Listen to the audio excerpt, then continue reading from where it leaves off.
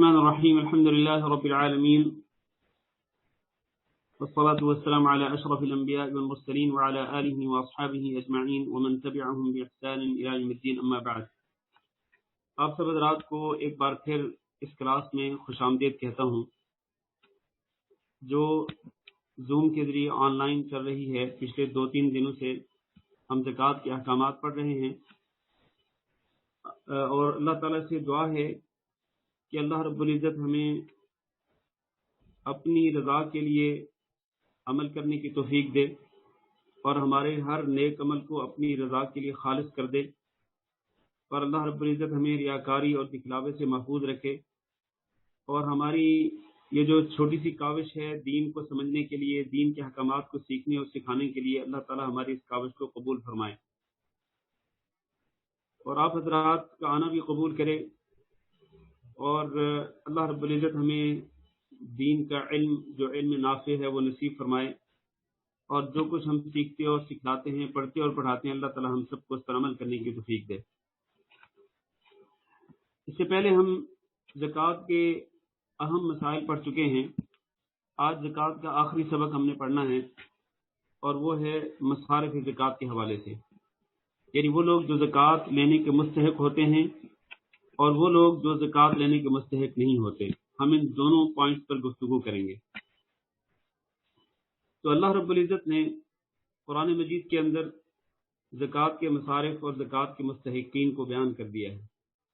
سورۃ التوبہ کی آیت نمبر 60 میں اللہ تعالیٰ کا ارشاد ہے: انما الصدقات للفقراء والمساکین والعاملین علیہا والمؤلفۃ قلوبهم وفی الرقاب والغارمین وفی سبیل اللہ وابن السبیل فریضۃ من اللہ واللہ علیم حکیم. اس آیت کی ابتدا اللہ رب العزت نے انما کے ساتھ کی ہے. انما یہ کلمہ حصر ہے. کلمہ حصر سے مراد یہ ہے کہ اللہ رب العزت نے زکوٰۃ کے مستحقین کو ان 8 قسم کے لوگوں میں بند کر دیا ہے. حصر کا معنی ہوتا ہے بند کرنا، محصور کرنا.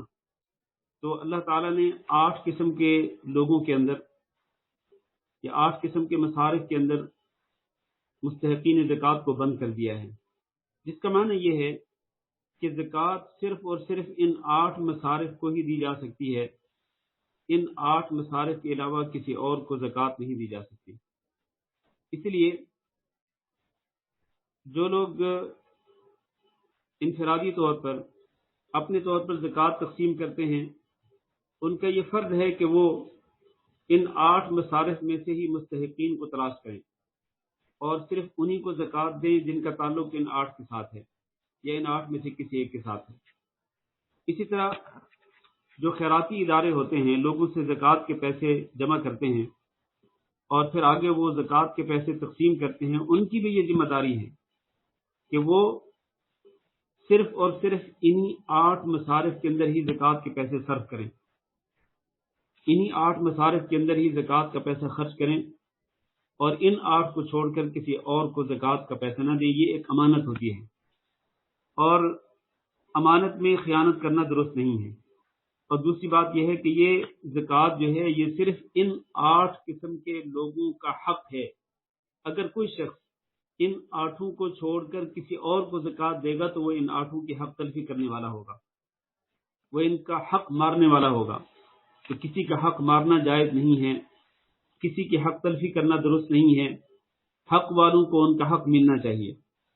تو آئیے ان 8 مصارف کی تفصیلات میں جاتے ہیں. اللہ نے فرمایا انما الصدقات للفقراء. الصدقات کا جو لفظ ہے یہ صدقہ کی جمع ہے، اور جس طرح ہم پہلے بھی بیان کر چکے ہیں کہ زکوٰۃ کے لیے قرآن مجید کے اندر صدقہ کا لفظ بھی استعمال ہوا ہے. جیسے کہ اللہ تعالیٰ نے فرمایا خذ من اموالہم صدقۃ. اے نبی صلی اللہ علیہ وسلم آپ ان کے مالوں سے زکوٰۃ وصول کریں، صدقہ وصول کریں یعنی زکوٰۃ وصول کریں. تو یہاں الصدقات کا جو لفظ ہے یہ زکوٰۃ کے معنی میں ہے. انما الصدقات یعنی زکوٰۃ کے مال جس قسم کے بھی ہوں وہ کن لوگوں کے لیے ہیں؟ وہ صرف اور صرف 8 لوگوں کے لیے ہیں. وہ 8 کون ہیں؟ انما الصدقات للفقراء، سب سے پہلے فقراء کے لیے. اور فقیر کو اللہ رب العزت نے سب سے پہلے کیوں ذکر کیا؟ اس لیے کہ فقیر سب سے زیادہ محتاج ہوتا ہے۔ فقیر وہ ہوتا ہے جس کے پاس کچھ بھی نہ ہو، جو خالی دامن ہو، خالی ہاتھ ہو، وہ اس کی ضرورت جو ہے وہ انتہائی شدید قسم کی ہوتی ہے، انتہائی ضرورت مند ہوتا ہے۔ تو اس لیے اللہ رب العزت نے فقیر کو سب سے پہلے ذکر فرمایا۔ انما الصدقات للفقراء، صدقات یعنی زکوٰۃ کے مال کن کے لیے ہیں؟ فقراء کے لیے ہیں، ان محتاجوں اور ضرورت مندوں کے لیے ہیں کہ جن کے پاس اپنی ضروریات کو پورا کرنے کے لیے کچھ بھی نہیں ہوتا۔ دوسرے نمبر پہ والمساکین، مسکینوں کے لیے۔ مسکین کون ہوتا ہے؟ مسکین فقیر سے الگ ہوتا ہے، اس طرح کہ مسکین کے پاس اپنی ضرورتوں کو پورا کرنے کے لیے کچھ ہوتا ہے، یعنی کچھ نہ کچھ مال ہوتا ہے، لیکن اتنا مال ہوتا ہے کہ جس سے اس کی ضرورتیں پوری نہیں ہو پاتی، وہ اپنی ضروریات کو اس مال کے ساتھ پورا نہیں کر پاتا، تو وہ مسکین ہے۔ نبی صلی اللہ علیہ وسلم نے ارشاد فرمایا کہ لیس المسکین الذی تردہ اللقمۃ واللقمتان، مسکین وہ نہیں ہوتا کہ جس کو ایک لقمہ یا دو لقمے واپس لوٹا دیں، یعنی اس کو ایک لقمہ کھانے کا دے دیا جائے یا دو لقمے کھانے کے دے دیے جائیں اور وہ لے کر کے واپس چلا جائے۔ اور ایک حدیث میں فرمایا کہ لیس المسکین الذی تردہ التمرۃ والتمرتان، مسکین وہ نہیں ہوتا کہ جس کو ایک کھجور یا دو کھجوریں دے دی جائیں اور پھر وہ وصول کر کے واپس چلا جائے، وہ مسکین نہیں ہوتا، بلکہ مسکین کون ہوتا ہے؟ انما المسکین الذی یتعفف، مسکین وہ ہوتا ہے جو سوال سے بچتا ہے، جو سوال کرنے سے، مانگنے سے بچتا ہے۔ آپ کو معلوم ہے کہ بہت سارے لوگ ضرورت مند ہوتے ہیں، محتاج ہوتے ہیں، لیکن وہ مانگنا پسند نہیں کرتے ہیں، اور شریعت کی نظر میں یہی بات اچھی ہے کہ ایک شخص اگر محتاج ہو، ضرورت مند ہو، تو وہ کسی کے آگے دامن نہ پھیلائے، وہ صرف اللہ کے سامنے دامن پھیلائے، اللہ سے مانگے، اللہ سے طلب کرے، وہ کسی کے سامنے ہاتھ پھیلا کر، دامن پھیلا کر اپنے آپ کو ذلیل نہ کرے۔ اسلام کے اندر مانگنے کی، سوال کرنے کی حوصلہ شکنی کی گئی ہے، اس کی حوصلہ افزائی نہیں کی گئی۔ حوصلہ افزائی اس بات کی گئی ہے کہ ایک انسان قناعت اختیار کرے، اس کو اللہ تعالیٰ نے جتنا دیا اس پر قناعت اختیار کرے، اور وہ بلا ضرورت کسی سے نہ مانگے۔ جبکہ آج کل ہم دیکھتے ہیں کہ اچھے بھلے لوگ جو ہیں، صحت مند تندرست لوگ جو ہیں، وہ مانگ رہے ہوتے ہیں، ہاتھ پھیلا رہے ہوتے ہیں، دامن پھیلا رہے ہوتے ہیں۔ تو ایسے لوگوں کو اللہ تعالیٰ سے ڈرنا چاہیے۔ جو بلا ضرورت مانگتے ہیں ان کے لیے بہت سخت وعید ہے۔ انما المسکین الذی یتعفف، مسکین وہ ہوتا ہے جو سوال کرنے سے، مانگنے سے بچتا ہے۔ وہ ضرورت مند تو ہوتا ہے، لیکن لا یسألون الناس الحافا، وہ چمٹ کر لوگوں سے مانگتے نہیں ہیں، وہ ایسے لوگ مسکین ہوتے ہیں۔ تو انما الصدقات للفقراء والمساکین، زکوٰۃ کے مال فقراء کے لیے ہیں اور مسکینوں کے لیے ہیں، محتاجوں، ضرورت مندوں کے لیے اور مسکینوں کے لیے، جن کے پاس اپنی ضرورتوں کو پورا کرنے کے لیے مال پورا نہیں ہوتا۔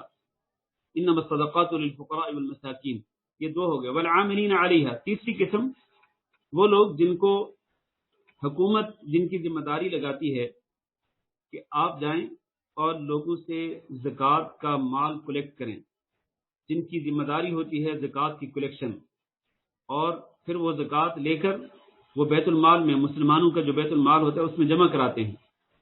تو ایسے لوگ جن کی ذمہ داری ہوتی ہے زکوٰۃ کی کلیکشن اور پھر زکوٰۃ وصول کر کے واپس بیت المال میں جمع کرانا، تو ایسے لوگوں کو تنخواہ جو ہے وہ زکوٰۃ ہی کی مد سے دی جا سکتی ہے، اس میں کوئی حرج نہیں ہے۔ انما الصدقات للفقراء والمساکین والعاملین علیہا، یہ تیسری قسم ہو گئی۔ چوتھی قسم والمؤلفۃ قلوبہم، جن کی دل جوئی کرنا مقصود ہو، جن کے دلوں کو جوڑنا مقصود ہو، اور اس میں دو قسم کے لوگ آتے ہیں۔ ایسے نو مسلم لوگ جو ابھی نئے مسلمان ہوئے ہوں، تو ان کو زکوٰۃ کا پیسہ دیا جا سکتا ہے تاکہ وہ اسلام کے اندر مضبوط ہو جائیں اور اسلام کا دامن نہ چھوڑیں، دائرہ اسلام کو چھوڑ کر وہ کفر کی طرف واپس نہ پلٹیں۔ ایسے لوگوں کو ان کی دلجوئی کے لیے زکوٰۃ کا پیسہ دیا جا سکتا ہے۔ اور دوسری قسم وہ ہے مؤلفۃ قلوبہم کے اندر کہ وہ کافر کہ جن کے اسلام قبول کرنے کی امید ہو، جن کے بارے میں آپ کو پتا ہو، وہ کفار جن کے بارے میں آپ کو پتا ہو کہ یہ اسلام قبول کرنے کی رغبت رکھتے ہیں، اسلام قبول کرنا چاہتے ہیں، تو آپ ان کو زکوٰۃ کا پیسہ دے دیں تاکہ وہ اسلام قبول کر لیں، ان کے دلوں میں اسلام کی محبت راسخ ہو، مضبوط ہو، اور وہ اسلام قبول کر لیں۔ اسی طرح سے جن کی دلجوئی کرنا مقصود ہے، اس میں وہ لوگ بھی آتے ہیں، وہ کافروں کے وہ سردار، قبیلوں کے وہ سردار جن کے بارے میں آپ کو پتا ہو کہ اگر ان کو زکوٰۃ کا پیسہ دیا جائے تو یہ خود بھی اور ان کے قبیلے کے لوگ بھی اسلام قبول کر لیں گے، تو ان کو بھی زکوٰۃ کا پیسہ دیا جا سکتا ہے۔ اسی طرح ایسے لوگ کافر ہوں اور وہ مسلمانوں کو اذیتیں پہنچا رہے ہوں، مسلمانوں کو وہ تکلیفیں پہنچا رہے ہوں، اگر آپ کو پتا ہو کہ ان کو اگر زکوٰۃ کا پیسہ دیا جائے گا تو یہ مسلمانوں کو اذیت دینا چھوڑ دیں گے، بند کر دیں گے، تو ایسے لوگوں کو بھی زکوٰۃ کا پیسہ دیا جا سکتا ہے تاکہ ان کے ہاتھوں کسی مسلمان کو اذیت نہ پہنچے۔ تو یہ 3-4 قسم کے لوگ المؤلفۃ قلوبہم کے اندر آتے ہیں، یہ چوتھی قسم ہے۔ انما الصدقات للفقراء، فقیروں کے لیے، والمساکین، مسکینوں کے لیے، والعاملین علیہا، جن کی ذمہ داری زکوٰۃ کی کلیکشن کرنا ہے اور بیت المال میں جمع کرانا ہے، اور اسی طرح المؤلفۃ قلوبہم، جن کی دلجوئی کرنا مقصود ہو، تالیف قلب کرنا مقصود ہو، تو ان کو بھی زکوٰۃ کے پیسے دیے جا سکتے ہیں۔ یہ 4 قسمیں ہوگی۔ 5ویں قسم فرمایا والمؤلفۃ قلوبہم وفی الرقاب، گردن آزاد کرانے میں۔ گردن آزاد کرانے سے مراد یہ ہے کہ غلاموں کو غلام جو ہیں ان کے مالکوں کو، ان کے آقاؤں کو زکوٰۃ کا پیسہ دے کر ان غلاموں کی گردنوں کو آزاد کرایا جائے۔ میں نے جیسے کہ پہلے بھی کہا تھا کہ اسلام اس بات کی طرف دعوت دیتا ہے کہ غلامی کو ختم کیا جائے اور اللہ کے بندوں کو بندوں کی غلامی سے نکال کر اللہ کی بندگی میں لایا جائے، ان کو اللہ کا غلام بنایا جائے، نہ کہ بندوں کا غلام بنایا جائے۔ بندوں کو بندوں کی غلامی بنانا یہ اسلام کے اندر درست نہیں ہے۔ شروع میں اسلام کے اولین دور کے اندر، جاہلیت کے اندر بھی اس طرح غلامی چلتی تھی، لوگوں کو خریدا جاتا تھا، ان کو فروخت کیا جاتا تھا، تو اسلام نے اس کی حوصلہ شکنی کی ہے۔ تو اسلام یہ کہتا ہے کہ غلاموں کو آزاد کرانے کے لیے اگر زکوٰۃ کا پیسہ خرچ کرنا پڑے کہ ان کی قیمت لگ جائے اور ان کی جو قیمت ہے وہ ان کے مالکوں کو، ان کے آقاؤں کو دی جائے تاکہ وہ ایسے غلاموں کی گردنوں کو آزاد کر دیں اور ان کو چھوڑ دیں۔ تو گردنوں کی آزادی کے لیے، غلاموں کو آزاد کرانے کے لیے، غلاموں کی رہائی کے لیے بھی زکوٰۃ کا پیسہ صرف کیا جا سکتا ہے۔ لیکن جیسے کہ میں نے پہلے کہا کہ آج کل غلامی کا دور نہیں ہے، آج کل سارے لوگ ماشاءاللہ آزاد ہیں۔ تو یہ جو مد ہے زکوٰۃ کی، یہ جو مد ہے، اس پر کس طرح عمل ہو سکتا ہے؟ اس کی ایک صورت یہ ہے میرے بھائیوں اور لائق احترام ماں اور بہنوں اور بیٹیوں، کہ اگر کوئی شخص کسی ناجائز مقدمے میں پھنسا ہوا ہو اور جیل میں سالہ سال سے سڑ رہا ہو، وہ ناجائز مقدمے میں پھنسا ہوا ہے، کسی نے ظلم کیا، کسی نے زیادتی کی اور اس کو گرفتار کروا دیا اور اس پر ناجائز مقدمہ کر دیا، تو ایسے شخص کی رہائی کے لیے اگر زکوٰۃ کا پیسہ صرف کرنا پڑے تو صرف کیا جا سکتا ہے۔ مثلا اس کی رہائی کے لیے کیس ہوگا، عدالت میں وکیل پیسے لے گا، اپنی فیس وصول کرے گا، تو اس قسم کے جتنے بھی خرچے ہوں، ناجائز مقدمات میں پھنسے ہوئے، گرفتار ہوئے، جیلوں میں پڑے ہوئے لوگوں کو رہائی دلانے کے لیے زکوٰۃ کا پیسہ صرف کیا جا سکتا ہے، اس میں کوئی حرج نہیں ہے۔ یہ ہو گئے 5 قسم کے لوگ، یہ 5ویں قسم۔ والمؤلفۃ قلوبہم وفی الرقاب والغارمین، چھٹی جو قسم ہے مصارف زکوٰۃ کی، وہ ہے الغارمین۔ الغارمین میں کئی قسم کے لوگ آتے ہیں۔ سب سے پہلے مقروض قسم کے لوگ، مقروض لوگ جن پر قرضے کا بوجھ ہو اور وہ اپنا قرضہ اپنے سورسز سے، اپنی کمائی کے ذرائع سے ادا نہ کر سکتے ہوں، ان کے جو سورسز ہیں کمائی کے، وہ صرف اتنے ہیں کہ وہ اپنی مشکل سے اپنی اور اپنے گھر والوں کی ضرورتوں کو پورا کرتے ہیں، اور وہ ان کے اوپر جو بوجھ ہے قرضے کا، وہ قرضے کا بوجھ اتارنے کے قابل نہیں ہے۔ تو ایسے لوگوں کو زکوٰۃ کے پیسے دیے جا سکتے ہیں تاکہ وہ اپنے اوپر قرضے کا بوجھ ختم کر سکیں یا اپنے اوپر سے قرضے کے بوجھ کو ہلکا کر سکیں۔ ایک تو یہ الغارمین میں شامل ہیں، مقروض لوگ جو اپنا قرضہ ادا کرنے کی استطاعت نہیں رکھتے۔ اسی طرح سے وہ لوگ بھی اس میں شامل ہیں جن پر خواہ چٹی پڑ جاتی ہے۔ چٹی کس طرح پڑتی ہے؟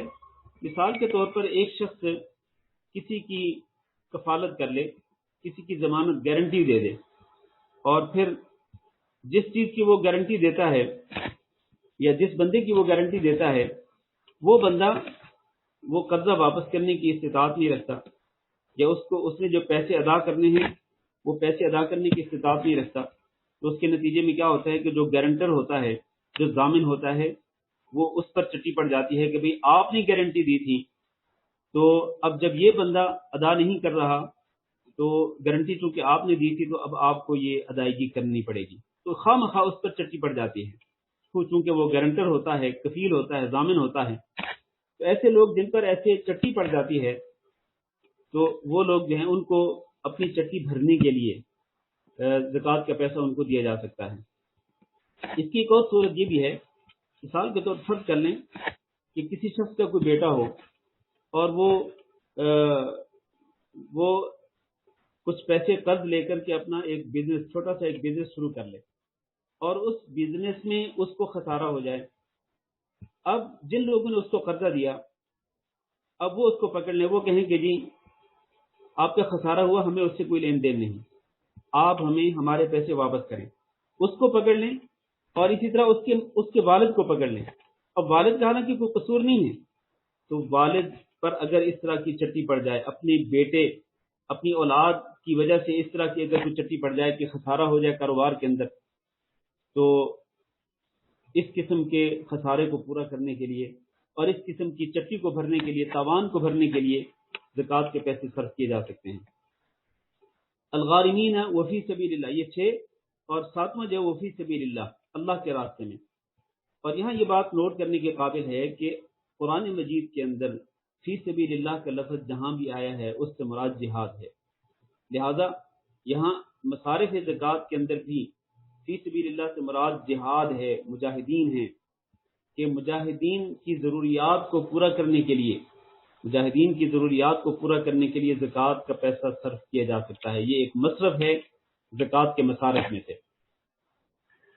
اور اسی طرح سے مجاہدین کے علاوہ فی سبیل اللہ کا اطلاق جو ہے وہ حج پر بھی ہوا ہے۔ حدیث کے اندر، بعض نصوص شریعہ کے اندر، بعض احادیث کے اندر فی سبیل اللہ کا اطلاق جو ہے وہ حج پر بھی کیا گیا ہے۔ لہذا جو شخص حج کی استطاعت نہ رکھتا ہو، حج کرنا چاہتا ہو لیکن وہ اس کے پاس حج کا خرچہ نہ ہو، تو اس کو زکوٰۃ کے پیسے دیے جا سکتے ہیں تاکہ وہ فریضہ حج کو ادا کر سکے۔ تو یہ 2 چیزیں آتی ہیں گویا کہ فی سبیل اللہ کے اندر، مجاہدین کی ضروریات، اور اسی طرح حج اور عمرہ۔ وہ شخص جس پر حج و عمرہ جو ہے جو حج و عمرہ کرنا چاہتا ہو لیکن وہ حج و عمرہ کرنے کا خرچہ اپنے پاس نہ رکھتا ہو، نہ پاتا ہو، تو اس کو حج و عمرہ کرنے کی خاطر زکوٰۃ کے پیسے دیے جا سکتے ہیں۔ یہ 2 چیزیں فی سبیل اللہ کے اندر شامل ہیں۔ لیکن دکھ اور افسوس سے کہنا پڑتا ہے کہ بعض لوگوں نے فی سبیل اللہ کا لفظ بہت ہی عام کر دیا ہے، چنانچہ وہ کہتے ہیں کہ جتنے بھی خیر کے کام ہیں ان تمام کے تمام خیر کے کاموں کے اندر زکوٰۃ کا پیسہ صرف کیا جا سکتا ہے۔ چنانچہ کئی لوگ یہ دعویٰ کرتے ہیں کہ مسجد بنانے کے اندر بھی پیسہ خرچ ہو سکتا ہے، کیوں؟ اس لیے کہ مسجد بھی کار خیر ہے۔ اسی طرح مدرسہ بنانے میں بھی زکوٰۃ کا پیسہ خرچ کیا جا سکتا ہے کیونکہ مدرسہ بھی کار خیر ہے۔ اسی طرح ہسپتال بنانے میں بھی زکوٰۃ کا پیسہ خرچ کیا جا سکتا ہے کیونکہ ہسپتال بنانا بھی کار خیر ہے۔ اس طرح اس کا اطلاق جو ہے وہ بہت ساری چیزوں پہ کر لیتے ہیں۔ فی سبیل اللہ کا جو لفظ ہے اسی میں دین کے بہت سارے کام جو ہیں وہ شامل کر لیتے ہیں، تو یہ بات درست نہیں ہے۔ میرے عزیز بھائیوں اور ماؤں اور بہنوں، مسجد بنانے کے لیے زکوٰۃ کا پیسہ صرف نہیں ہو سکتا، مدرسے کی تعمیر کے لیے زکوٰۃ کا پیسہ خرچ نہیں ہو سکتا، ہاسپٹل کے بنانے کے لیے زکوٰۃ کا پیسہ خرچ نہیں ہو سکتا، ہاسپٹل میں طبی آلات اور طبی مشینری کو خریدنے کے لیے زکوٰۃ کا پیسہ خرچ نہیں ہو سکتا۔ ہاں ایک بات ہے، وہ یہ ہے کہ اگر ہاسپٹل صرف غریبوں کا، فقراء اور مساکین کا علاج کرنے کے لیے بنایا جائے اور اس میں صرف اور صرف فقراء اور مساکین کا ہی علاج کیا جائے، تو ان کے علاج کے لیے ہاسپٹل کے اندر جو طبی آلات چاہیے، جو مشینری چاہیے، وہ زکوٰۃ کے پیسوں سے خریدی جا سکتی ہے۔ اور ایون دوائیاں جو ہیں، اگر وہ صرف علاج کرانے والے صرف فقراء مساکین ہی ہوں، ہاسپٹل میں صرف ایسے ہی لوگ آتے ہوں جو فقراء مساکین ہوں، تو ان کی دوائیوں پر بھی زکوٰۃ کا پیسہ خرچ کیا جا سکتا ہے۔ لیکن کیوں؟ اور یہ اس لیے کہ یہ فقراء اور مساکین کے اندر آتے ہیں، یہ فقراء مساکین کی ضروریات کو پورا کیا جا رہا ہے، تو فقراء اور مساکین کی مد کے اندر زکوٰۃ کا پیسہ خرچ ہو سکتا ہے، یہ اس کی ایک شکل ہے۔ ورنہ مدارس کی تعمیر پر اور اسی طرح مساجد کی تعمیر پر زکوٰۃ کا پیسہ خرچ نہیں کیا جا سکتا۔ فی سبیل اللہ یہ 7 مصارف ہو گئے، اور آخری مصرف جو ہے وہ ہے وابن السبیل، مسافر۔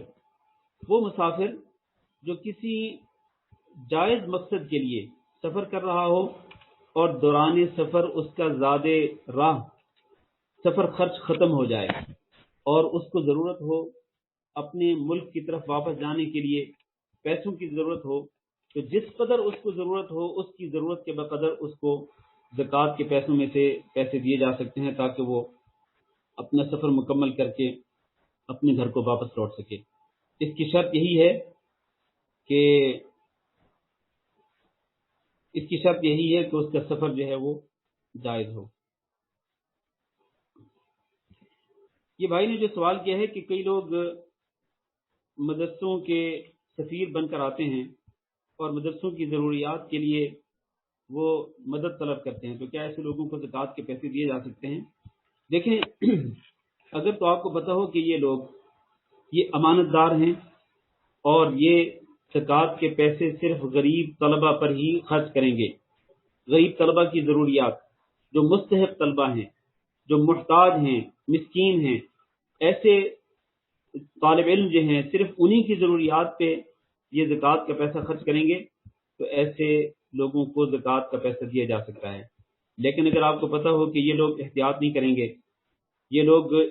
کریں گے اور یہ غریب طالب علموں میں بھی خرچ کریں گے اور جو مستحق نہیں ہوں گے، آپ کو پتہ ہے کہ مدرسوں کے اندر پڑھنے والے سارے کے سارے طالب علم غریب نہیں ہوتے ہیں، سارے کے سارے طالب علم فقیر اور محتاج اور مسکین نہیں ہوتے ہیں، ان میں ماشاءاللہ کئی مالدار لوگ بھی ہوتے ہیں، مالدار ماں باپ کے بیٹے ہوتے ہیں، تو ایسے لوگوں پر تو زکوٰۃ کا پیسہ صرف نہیں ہو سکتا ہے۔ تو اس لیے اگر آپ کو پتہ ہو کہ یہ مدرسوں سے جو لوگ آتے ہیں زکوٰۃ وصول کرنے کے لیے، اگر یہ امانت داری کے ساتھ صرف فقیر اور محتاج اور ضرورت مند اور مسکین طلبہ پر ہی خرچ کریں گے، اور اسی طرح مدرسین جو مدرسوں کے اندر پڑھاتے ہیں، مدرسین بھی ان کی تنخواہیں جو ہیں وہ زکوٰۃ کے پیسوں سے دینا جائز ہے، کیونکہ ایسے مدرسین بھی فقراء اور مساکین کے اندر شامل ہیں۔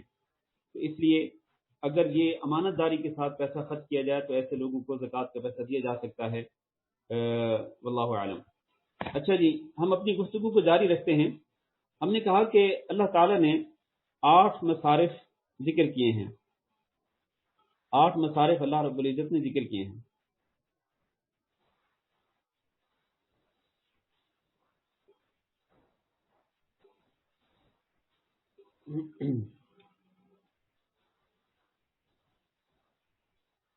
ہاں جی، یہ مظہر ریاض صاحب نے سوال کیا ہے، اس کا جواب ابھی آ رہا ہے انشاءاللہ۔ تو 8 قسم کے مصارف ہم نے بیان کیے ہیں کہ جن میں زکوٰۃ کے پیسے خرچ کرنے ہیں۔ اب اس میں زکوٰۃ کی تقسیم کا طریقہ کار کیا ہونا چاہیے؟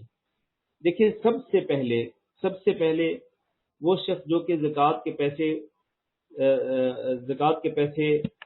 کے مستحقین کو دینا چاہتا ہے، تو وہ سب سے پہلے اپنی فیملی میں دیکھے، اپنے خاندان کے اندر دیکھے، اپنے قریبی رشتہ داروں کے اندر دیکھے کہ کون سے لوگ محتاج ہیں، کون سے لوگ ضرورت مند ہیں، کون سے لوگ مقروض ہیں، کون سے لوگ ہیں جن پر کچھ چٹی کا بوجھ ہے، اور کون سے لوگ جو ہیں وہ زکوٰۃ لینے کے مستحق ہیں۔ تو ایسے لوگوں کو سب سے پہلے ترجیحی بنیادوں پر ایسے رشتہ داروں کو زکوٰۃ کے پیسے دیے جائیں، کیونکہ نبی صلی اللہ علیہ وسلم کے ارشاد گرامی ہے، الصدقۃ علی المسکین صدقہ، اگر آپ مسکین پر صدقہ کریں گے تو وہ ایک صدقہ ہوگا، لیکن اگر کسی عام مسکین پر صدقہ کریں گے تو ایک صدقہ ہوگا، لیکن وعلی ذی الرحم ثنتان، اگر آپ اپنی قریبی رشتہ دار مسکین پر صدقہ کریں گے تو وہ 2 صدقے شمار ہوں گے۔ ایک یہ کہ آپ نے صدقہ کیا، صدقے کا ثواب ملے گا، وسیلتن، اور آپ نے اس کے ساتھ صلہ رحمی کی تو آپ کو اس پر صلہ رحمی کا ثواب بھی ملے گا۔ وہ کہ دگنا اجر ملتا ہے اگر آپ اپنے قریبی رشتہ داروں میں سے کسی ایسے رشتہ دار کو ڈھونڈیں کہ جو محتاج ہو، ضرورت مند ہو، مقروض ہو، زکوٰۃ لینے کا مستحق ہو، اگر آپ اس کو زکوٰۃ دیں گے تو آپ کو دگنا اجر ملے گا۔ صدقہ کرنے کا یعنی زکوٰۃ دینے کا بھی اجر ملے گا اور صلہ رحمی کرنے کا بھی اجر ملے گا۔ تو قریبی رشتہ دار جو ہیں ان کو سب سے پہلے ڈھونڈنا چاہیے۔ اچھا جی، لیکن یہاں پر ایک بات ذہن میں رہے کہ قریبی رشتہ داروں کے اندر آپ کے جو اصول ہیں اور آپ کی جو فروع ہیں، میری بات توجہ سے سنیے گا، آپ کے اصول اور آپ کی فروع، اصول اور فروع پر آپ زکوٰۃ کا پیسہ خرچ نہیں کر سکتے۔ اصول سے مراد کون ہیں؟ اصول سے مراد آپ کے ماں باپ ہیں، اور فروع سے مراد کون ہیں؟ فروع سے مراد آپ کی آل اولاد ہیں، آپ کے اہل و عیال۔ اصول سے مراد ماں باپ بھی ہیں، اور اسی طرح آپ کے دادا دادی، نانا نانی، یہ سارے آپ کے اصول کے اندر آتے ہیں۔ اور فروع کے اندر آپ کے اہل و عیال، آپ کی بیوی ہے، آپ کے بچے ہیں، آپ کے پوتے پوتیاں ہیں، آپ کے نواسے نواسیاں ہیں، یہ سارے کے سارے فروع کے اندر آتے ہیں۔ تو اصول اور فروع جن کی کفالت آپ کے ذمے ہے، یہ میری بات توجہ سے سنیے گا، اصول اور فروع جن کی کفالت آپ کے ذمے ہے ان کو آپ زکوٰۃ کا پیسہ نہیں دے سکتے۔ اپنے ماں باپ کو آپ زکوٰۃ کا پیسہ نہیں دے سکتے، اپنے بیوی بچوں کو زکوٰۃ کا پیسہ نہیں دے سکتے۔ ہاں، ایک صورت ہے، وہ یہ ہے کہ اگر فرض کریں آپ کا بیٹا ہے جو آپ سے الگ رہتا ہے، آپ کے ساتھ اکٹھا نہیں رہتا، بلکہ وہ شادی شدہ ہے، اپنی فیملی کے ساتھ الگ رہتا ہے، اور الگ اس کا گھر ہے، الگ اس کا خرچہ ہے، الگ اس کا رہن سہن ہے، آپ سے الگ تھلگ ہے، لیکن وہ مقروض ہیں، اور وہ آپ کا بیٹا اپنی آمدنی کے ذرائع سے وہ اپنا قرضہ ادا نہیں کر سکتا، تو کیا باپ اپنے اس طرح کے بیٹے کے قرضے کو ادا کر سکتا ہے؟ اس کا جواب ہے کہ ہاں، باپ اپنے اس طرح کے بیٹے کے قرضے کو ادا کر سکتا ہے۔ وہ اس کو زکوٰۃ نہیں دے سکتا، اپنے بیٹے کو زکوٰۃ نہیں دے سکتا، لیکن اگر بیٹا مقروض ہے اور وہ اپنے ذرائع سے قرضہ ادا کرنے کی استطاعت نہیں رکھتا، تو وہ جس کا مقروض ہو، باپ اس کو پیسے واپس کرے، اس کو کہے کہ جو آپ نے میرے بیٹے سے پیسے لینے تھے، میرے بیٹے پر آپ کا جو قرضہ ہے، یہ وہ قرضہ میں آپ کو ادا کر رہا ہوں۔ تو اس طرح سے ایک باپ اپنے بیٹے کی اس طرح ہیلپ کر سکتا ہے۔ اس کی شرط یہی ہے کہ بیٹا اپنے ذرائع سے، اپنے سورسز سے قرضہ ادا کرنے کی استطاعت نہ رکھتا ہو۔ بالکل اسی طرح اس کا عکس بھی ہے، اپنے دماد کو، بالکل دماد کو زکوٰۃ دے سکتے ہیں، اپنے دماد کو زکوٰۃ دے سکتے ہیں، کیونکہ دماد جو ہے وہ آپ کے زیر کفالت نہیں ہے، اس کی کفالت آپ کے ذمے نہیں، تو آپ اپنے دماد کو زکوٰۃ دے سکتے ہیں، اس میں کوئی حرج نہیں۔ اچھا، میں یہ بیان کر رہا تھا کہ اگر یہ جو میں نے صورت بیان کی کہ باپ اپنے بیٹے کی ہیلپ کر سکتا ہے اگر وہ اپنا قرضہ اپنے سورسز سے ادا نہیں کر سکتا، اس کا عکس اگر دیکھیں، عکس کیا ہے؟ عکس یہ ہے کہ فرض کریں باپ مقروض ہے اور باپ جو ہے وہ اپنے ذرائع سے قرضہ ادا کرنے کی استطاعت نہیں رکھتا، اس کا بیٹا جو ہے وہ مالدار ہے، تو کیا بیٹا اپنی زکوٰۃ جو ہے وہ باپ کے قرضے کو ادا کرنے میں صرف کر سکتا ہے کہ نہیں؟ اس کا جواب ہے کہ ہاں، کر سکتا ہے۔ اگر باپ کے پاس کوئی ذرائع نہ ہوں اپنا قرضہ ادا کرنے کے، اور بیٹا جو ہے اس کی بھی آمدنی کے ذرائع محدود ہوں، وہ اپنی فیملی کا خرچہ چلاتا ہے، لیکن اس نے زکوٰۃ ادا کرنی ہے، تو وہ اپنی اس زکوٰۃ کے ذریعے اپنے باپ کے قرضے کو ادا کر سکتا ہے، اس میں کوئی حرج نہیں ہے۔ اسی طرح ایک اور مسئلہ بھی سمجھ لیں کہ کیا خامند اپنی بیوی کو زکوٰۃ دے سکتا ہے؟ جس طرح میں نے پہلے کہا کہ نہیں، خامند اپنی بیوی کو زکوٰۃ نہیں دے سکتا، کیونکہ اس کی بیوی اس کے زیر کفالت ہے، زیر کفالت افراد کو زکوٰۃ نہیں دی جا سکتی۔ لیکن کیا بیوی اپنے خامند کو زکوٰۃ دے سکتی ہے؟ اس کا جواب یہ ہے کہ ہاں، اگر بیوی مالدار ہو اور اس کا خامند جو ہے وہ بے روزگار ہو، یا اس پر قرضے کا بوجھ ہو اور وہ قرضہ ادا نہ کر سکتا ہو، اور بیوی مالدار ہو، وہ اپنی جاب کی وجہ سے مالدار ہو، یا ہو سکتا ہے کہ اس کو اپنے باپ کی وراثت سے اتنا مال مل گیا ہو کہ وہ مالدار ہو. تو اگر بیوی مالدار ہے اور اس نے زکوٰۃ ادا کرنی ہے اپنی گولڈ کی، اپنی کیش پیسوں کی زکوٰۃ ادا کرنی ہے، اور اس کا خامن مستحق ہے، محتاج ہے، ضرورت مند ہے، تو بیوی اپنے خامن کو زکوٰۃ دے سکتی ہے، اس میں کوئی حرج نہیں. اس کی دلیل یہ ہے کہ ایک دفعہ ایک خاتون جن کا نام زینب تھا، وہ نبی صلی اللہ علیہ وسلم کے پاس آئیں. وہ نبی صلی اللہ علیہ وسلم کے پاس آئیں اور کہنے لگیں اللہ کے رسول، میں اپنے زیورات کی زکوٰۃ ادا کرنا چاہتی ہوں اور میرا خامن کہہ رہا ہے کہ میں اس زکوٰۃ کا سب سے زیادہ مستحق ہوں. تو عبداللہ بن مسعود رضی اللہ تعالیٰ عنہ کی بیوی،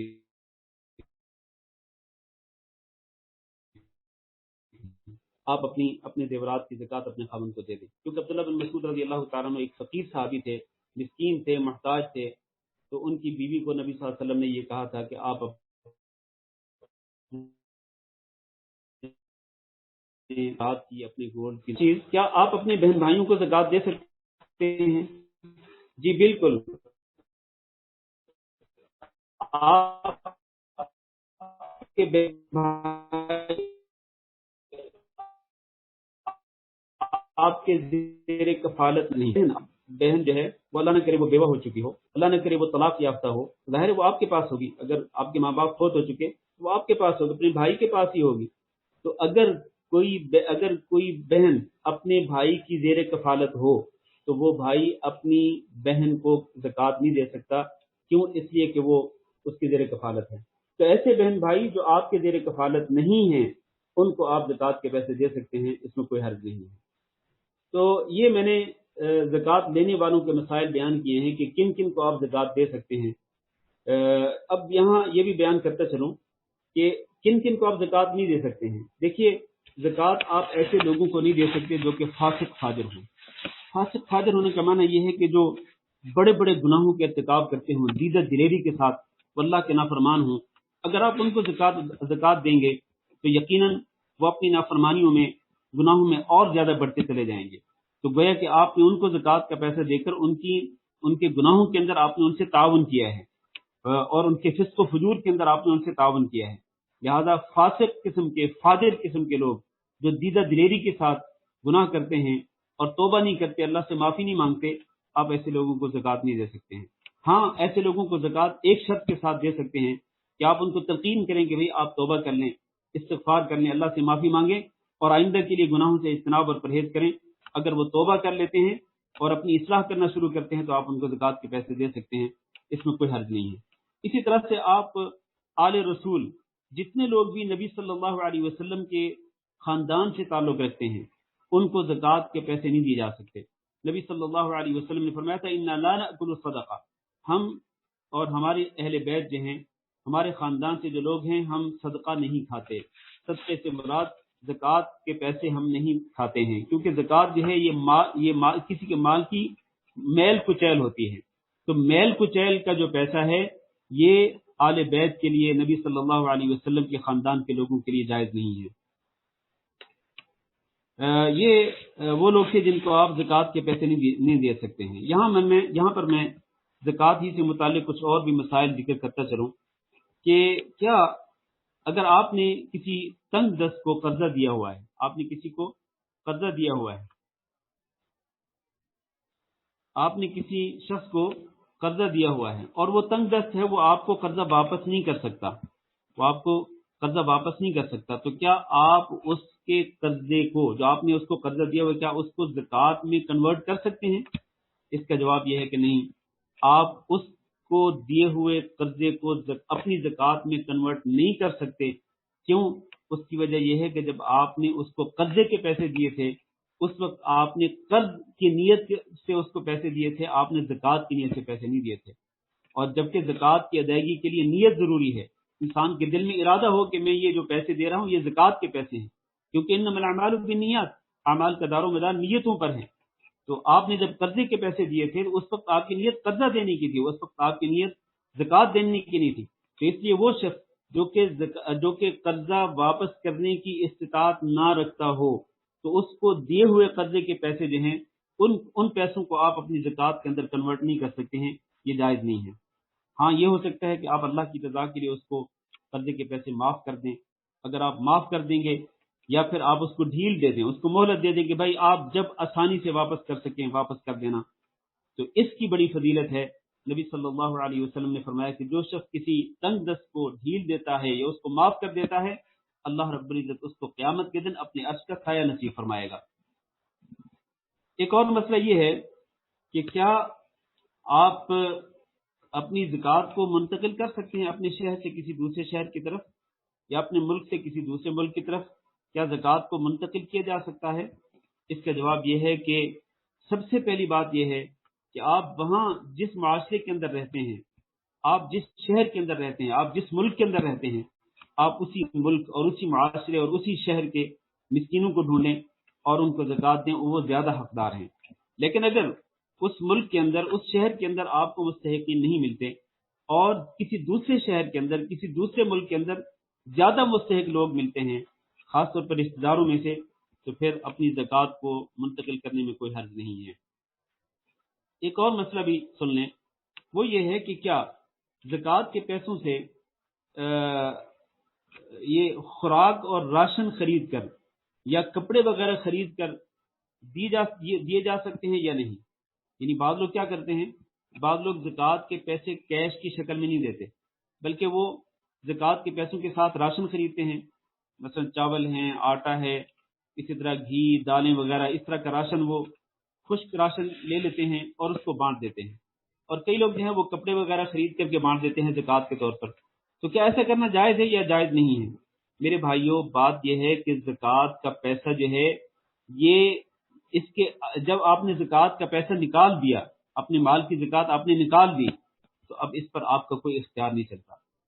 اب یہ حق ہے غریبوں کا، یہ حق ہے مسکینوں کا، محتاجوں کا، مقروضوں کا، اور اس کے جو مستحق ہیں، جو اس کے حقدار ہیں، وہ لوگ جو ہیں وہ اس پر اختیار رکھتے ہیں. اب اس پر تصرف آپ کا نہیں چلے گا، اس پر تصرف ان لوگوں کا چلے گا. لہذا بہتر یہ ہے کہ آپ کیش پیسوں کی شکل میں ہی آپ زکوٰۃ کے پیسے دے دیں، مستحقین تک پہنچا دیں، اور وہ لوگ، ان کو اختیار ہے، وہ اپنی ضرورتوں کے مطابق جس طرح چاہیں گے وہ اپنی ضرورتوں کو پورا کر لیں گے زکوٰۃ کے پیسوں کے ساتھ. ہو سکتا ہے وہ راشن خریدیں، ہو سکتا ہے وہ کپڑے خریدیں، ہو سکتا ہے کہ ان کے اوپر کوئی قرضہ ہو، وہ قرضے کو ادا کریں، ہو سکتا ہے کسی اور قسم کا بوجھ ہو، اس بوجھ کو ہلکا کریں. تو ان کو ان کی ضرورتوں کے اوپر چھوڑ دیں، ان کے اوپر چھوڑ دیں، وہ اپنی ضرورتوں کے مطابق وہ زکوٰۃ کا پیسہ صرف کریں گے. آپ زکوٰۃ کے پیسے کے اوپر تصرف کرنے کا اختیار نہیں رکھتے ہیں. یہ حق ہے غریبوں کا، محتاجوں کا، تو آپ ان کو دے دیں اور وہ اپنی ضرورت کے مطابق صرف کریں. میں نے پہلے بھی کہا تھا کہ ایک بندہ فرض کریں اس پر قرض ہے، آپ اس کو کیا کر رہے ہیں، آپ اس کو راشن دے کے لے رہے ہیں، آپ اس کو کپڑے لے کے دے رہے ہیں. بھائی وہ آپ کے راشن کو یا آپ کے کپڑوں کو کیا کرے گا وہ، جبکہ اس پر تو قرضے کا بوجھ ہے، اس نے قرضے کا بوجھ ہلکا کرنا ہے. تو وہ قرضے کا بوجھ کیسے ہلکا کرے گا؟ وہ آپ کے راشن کو کیا کرے گا؟ اس کو تو پیسہ چاہیے. یا پھر فرض کر لیں کہ ایک بندے کو گھر کی ضرورت ہے، تو گھر بنانے کے لیے تو اس کو پیسہ چاہیے، اس کو راشن تو نہیں چاہیے، اس کو کپڑے تو نہیں چاہیے، اس کو گھر کی ضرورت ہے. اس لیے میرے بھائیوں، ضرورت مندوں کو پیسہ دے دیا جائے اور ان کو اختیار دے دیا جائے کہ وہ اپنی ضرورت کے مطابق پیسہ جو ہے وہ خرچ کریں. ہاں ایک اور الگ بات ہے، وہ یہ ہے کہ اگر آپ کو پتہ ہو کہ ایک شخص محتاج ہے، ایک فیملی محتاج ہے، ضرورت مند ہے، اور آپ کو اس کی ضرورت کا بھی پتہ ہے کہ اس کو راشن ہی کی ضرورت ہے، اس کو کپڑوں کی ہی ضرورت ہے، اور اگر اس کو کیش پیسے دے دیے گئے تو یہ بندہ یا یہ فیملی جو ہے یہ پیسوں کو ضائع کر دیں گے، تو پھر ٹھیک ہے، پھر کوئی حد نہیں ہے. آپ ان کی ضرورتوں کو اگر جانتے ہیں اچھی طرح سے، تو پھر ان کی ضرورتوں کے تحت کو سامنے رکھتے ہوئے اگر آپ راشن دیتے ہیں یا کپڑے لے کے دیتے ہیں یا ان کو گھر بنوا کے دیتے ہیں تو اس میں کوئی حرج نہیں ہے. ورنہ اصل یہ ہے کہ پیسے انہی کو دے دیے جائیں تاکہ وہ اپنی ضرورت کے مطابق خرچ کریں. اچھا ایک اور سوال ہے، وہ یہ ہے کہ کیا شادی کی خاطر یعنی کوئی شخص شادی کرنا چاہتا ہو تو کیا آپ شادی کی خاطر زکوٰۃ کا پیسہ اس کو دے سکتے ہیں؟ اس کا جواب یہ ہے کہ اگر اس کے پاس شادی کرنے کے پیسے نہیں ہیں، مثلا اس نے حق مہر دینا ہے، ٹھیک ہے، اور اس نے کچھ اور ضروری خرچے کرنے ہیں، لیکن اس کے پاس کچھ بھی نہیں ہے، وہ اپنے آپ کو پاک دامن بنانا چاہتا ہے، اپنے دامن کو پاک رکھنا چاہتا ہے اور برائی سے بچنا چاہتا ہے، تو ایسے شخص کو شادی کے ضروری خرچوں کو پورا کرنے کے لیے زکوٰۃ کا پیسہ دیا جا سکتا ہے۔ لیکن میرے بھائیو یاد رکھنا، کسی کی بیٹی کی شادی کے لیے زکوٰۃ کا پیسہ صرف کرنا جائز نہیں ہے۔ کسی کی بیٹی کی شادی کے لیے زکوٰۃ کا پیسہ دینا جائز نہیں ہے۔ کیوں؟ اس لیے کہ شریعت کے اندر بیٹی کی شادی کا خرچہ جتنا بھی ہے وہ ماں باپ کے اوپر نہیں ہوتا ہے، وہ خرچہ کس کے ذمہ ہے؟ وہ خرچہ اس لڑکی سے شادی کرنے والے کے ذمہ ہے، لڑکے کے ذمہ ہے یا لڑکے کے والدین کے ذمہ ہے۔ لڑکی یا لڑکی کے والدین کے اوپر شادی کا ایک پیسے کا بھی بوجھ نہیں شریعت کے اندر۔ یہ تو ہم نے خود بخود اپنے اوپر بوجھ بنا لیے ہیں کہ ہم نے یہ بھی لینا ہے، ہم نے وہ بھی لینا ہے، ہم یہ بھی کرنا ہے، ہم نے وہ بھی کرنا ہے۔ ہم جہیز کی رسموں کے اندر پڑ جاتے ہیں اور پھر ہم زکوٰۃ کے پیسے لیتے ہیں اپنی بیٹیوں کی شادی کے لیے۔ یہ بالکل جائز نہیں ہے شریعت کے اندر، جس کا میں نے پہلے کہا۔ سمیر بھائی نے لکھا ہے کہ نو ساؤنڈ، کیا آواز نہیں آ رہی ہے آپ لوگوں کے پاس؟ کہ کسی کی بیٹی کی شادی کے لیے زکوٰۃ کا پیسہ دینا جائز نہیں ہے۔ کیوں جائز نہیں ہے؟ اس لیے کہ بیٹی کی شادی کا جتنا بھی خرچہ ہے وہ لڑکے کے ذمہ ہے۔ لڑکا جو ہے وہ اس کا ذمہ دار ہے کہ وہ اپنی ہونے والی بیوی کے اور شادی کے خرچوں کو برداشت کرے، ورنہ لڑکی کے والدین پر شادی کا کسی قسم کا بوجھ نہیں ہوتا شریعت کے اندر، شرعی نقطہ نظر سے۔ ورنہ لوگ اپنے اوپر خود بخود بوجھ بنا لیں تو اس کا حل یہ نہیں ہے کہ اس کو زکوٰۃ دی جائے۔ آخری بات یہ ہے کہ کیا خیراتی اداروں کو زکوٰۃ کے پیسے دیے جا سکتے ہیں؟ میرے بھائیوں، بہتر یہ ہے کہ آپ خود ہی اپنے ذرائع سے زکوٰۃ کا پیسہ خرچ کریں جہاں آپ مناسب سمجھتے ہیں۔ جیسا کہ میں نے پہلے کہا، اپنی قریب رشتہ داروں کے اندر اور اپنے جاننے والوں کے اندر جو مستحق ہیں، محتاج ہیں، آپ ان کو زکوٰۃ کا پیسہ دیں۔ آپ کے ہاتھوں زکوٰۃ کا پیسہ خرچ ہو تو یہ زیادہ بہتر ہے۔ لیکن اگر آپ یہ سمجھتے ہیں کیونکہ ایسا خیراتی ادارہ ہے، ایسی کوئی تنظیم ہے کہ جو پوری دیانتداری کے ساتھ زکوٰۃ کے پیسے مستحقین تک پہنچاتی ہو، تو ایسے لوگوں کو بھی زکوٰۃ کا پیسہ، ایسی تنظیموں کو اور ایسے خیراتی اداروں کو بھی زکوٰۃ کا پیسہ دیا جا سکتا ہے تاکہ وہ پوری امانت داری کے ساتھ زکوٰۃ کے مستحقین تک زکوٰۃ کا پیسہ پہنچا سکیں۔ واللہ عالم۔ یہ بھائی نے لکھا ہے کہ کیا مشرک کو زکوٰۃ دے سکتے ہیں؟ دیکھیں، اگر آپ کو کسی شخص کے بارے میں انڈیویجلی آپ کو پتا ہو، انفرادی طور پر آپ جانتے ہوں بعین ہی کہ یہ شخص جو ہے یہ مشرک ہے، شرک کرتا ہے، تو آپ اس کو زکوٰۃ نہ دیں۔ جس طرح کہ میں نے پہلے کہا کہ فاسق فاجر کو زکوٰۃ نہیں دے سکتے، جبکہ مشرک جو ہے وہ فاسق فاجر سے بھی بڑا ہوتا ہے، اس سے بدتر ہوتا ہے، بلکہ سب سے بڑا فسق اور سب سے بڑا فجور شرک کرنا ہے۔ تو جو شخص شرک کرتا ہو اور وہ بدعات میں ملوث ہو تو ایسے شخص کو زکوٰۃ نہیں دینی چاہیے۔ توحید پرست لوگوں کو، موحدین کو زکوٰۃ دینی چاہیے، اور جو اللہ کے فرما بردار ہوں ان کو زکوٰۃ دینی چاہیے، جو اللہ کے نافرمان ہوں ان کو زکوٰۃ دینے سے بچنا چاہیے۔ واللہ عالم۔ تو یہ میرے پاس جتنے مسائل تھے وہ میں نے بیان کر دیے ہیں، اور اس کے ساتھ ہی ہم زکوٰۃ کے مسائل کو ہم کلوز کرتے ہیں۔ اللہ تعالیٰ سے دعا کرتے ہیں کہ اللہ رب العزت ہماری اس کاوش کو قبول فرمائے، اور ہم نے جو کچھ سیکھا ہے، جو کچھ ہم نے پڑھا ہے، اللہ تعالیٰ قبول فرمائے اور اس پر عمل کرنے کی توفیق دے۔ اور اللہ تعالیٰ سے یہ بھی دعا ہے کہ اللہ رب العزت اس وبا کو جلد از جلد دور فرمائے جو کہ پوری امت اسلامیہ پر بلکہ پوری دنیا پہ چھائی ہوئی ہے، اور اس کی وجہ سے مسلمان بھی پریشان ہیں اور پوری دنیا پریشان ہے۔ اللہ تعالیٰ سے دعا ہے کہ اللہ رب العزت پوری امت اسلامیہ، تمام مسلمانوں کو اس وبا سے جلد از جلد نجات دے، اور اللہ تعالیٰ مشکلات کو دور فرمائے۔ بہت ساری دنیا پریشان ہے، مسائل میں گھری ہوئی ہے، اللہ تعالیٰ ان مسائل کو ختم کرے، ان پریشانیوں کو دور کرے، اور اللہ رب العزت تمام مسلمانوں کے لیے آسانیاں فرمائے، اور اللہ رب العزت اس وبا سے اپنی پناہ میں رکھے۔ ہم سب کو اللہ تعالیٰ اس وبا سے اور اسی طرح باقی جتنی وبائیں ہیں، جتنی بیماریاں، جتنی امراض ہیں، اللہ تعالیٰ ان تمام امراض سے ہم سب کو اپنی پناہ میں رکھے، اللہ تعالیٰ اپنے حفظ و امان میں رکھے۔ اللہ تعالیٰ تمام بیماروں کو شفا کاملہ نصیب فرمائے۔ ہمارے جو مریض ہیں اللہ انہیں بھی شفا دے، اور اسی طرح باقی تمام مریضوں کو اللہ رب العزت مکمل شفا نصیب فرمائے، اور اللہ رب العزت ہم سب کو اپنی رضا کے لیے اپنی رضا کے لیے اللہ رب العزت ایک بار پھر اکٹھا ہونے کی توفیق دے۔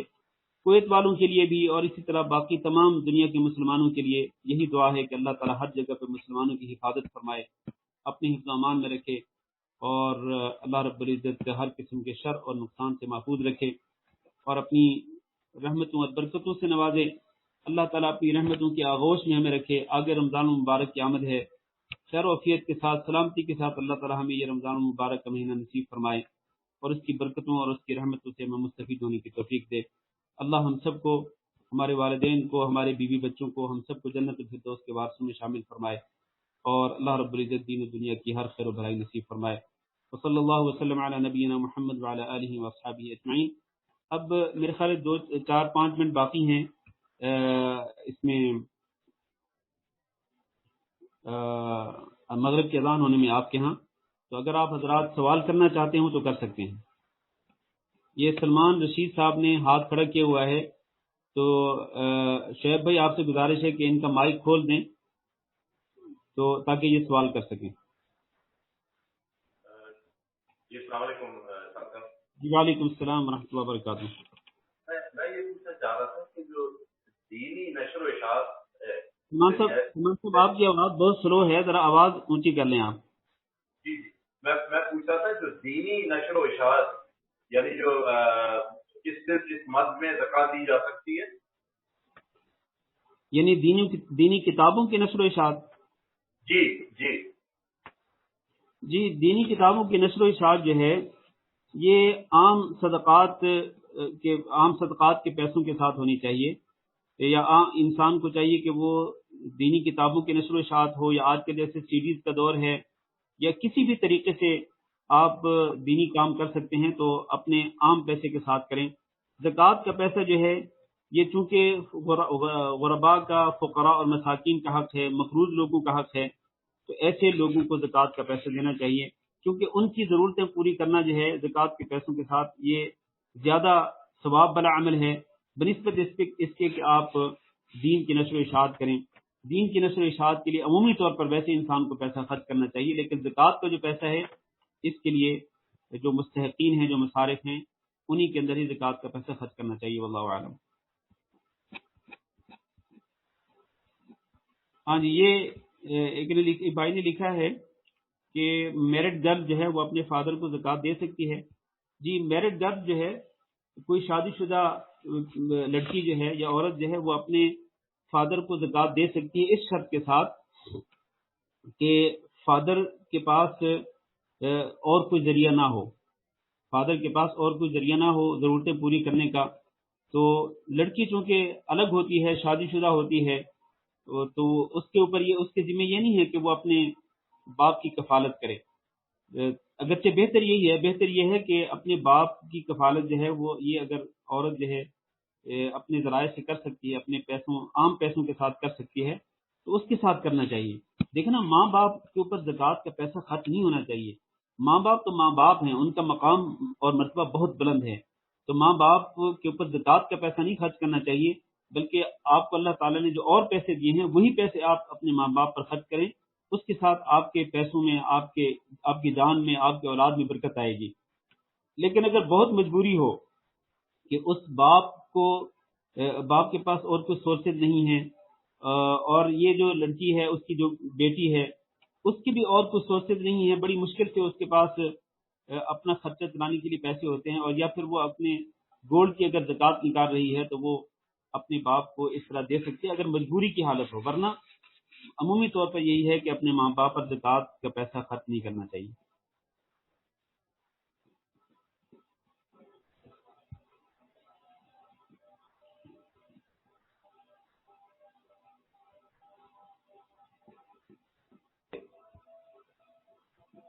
بھائی نے لکھا ہے عامر خطیب صاحب نے کہ جس بیوی کا طلاق ہو گیا ہو اس کو دے سکتے ہیں۔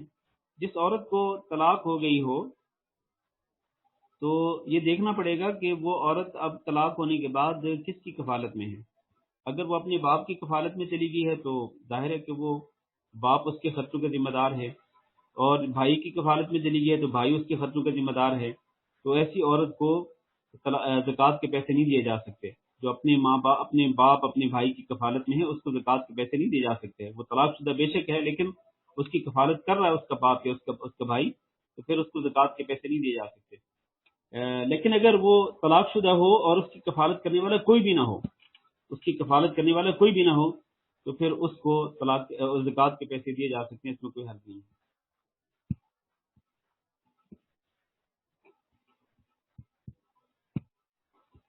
اچھا جی، اذان میں بس اذان ہو رہی ہیں. چلیں ٹھیک ہے جی، تو ہم یہاں پر اپنا درس ختم کرتے ہیں. یہ ایک بھائی نے کوئی سوال لکھا تھا، وہ مجھے سمجھ نہیں آئی کہ وہ سوال کیا ہے. بہرحال پرسنل میں مجھ سے آپ سوال کر سکتے ہیں. ابھی چونکہ وقت ختم ہو چکا ہے تو ہم یہاں پر ختم کرتے ہیں. اللہ رب العزت آپ سب کا آنا قبول فرمائے. السلام علیکم ورحمۃ اللہ وبرکاتہ.